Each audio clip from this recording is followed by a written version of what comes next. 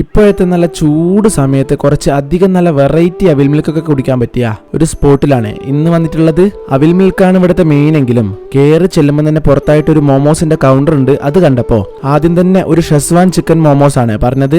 ഈ ഒരു 5 പീസ് വരുന്ന ചിക്കൻ മോമോസിന് 120 രൂപയാണ്. പിന്നെ മോമോസ് ഒക്കെ എങ്ങനെ ഉണ്ട് എന്നുള്ളത് അവിൽ മിൽക്കും കൂടെ കുടിച്ചിട്ട് പറയേ.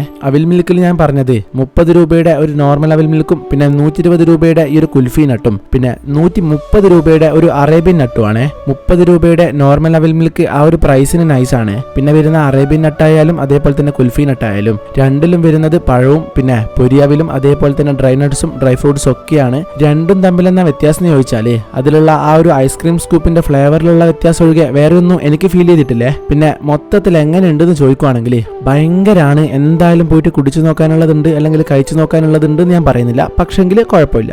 6-ാം മൈലിൽ പുതിയതായിട്ട് തുടങ്ങിയ ഈ ഒരു ബനാബയാണ് സ്പോട്ട് വരുന്നത്.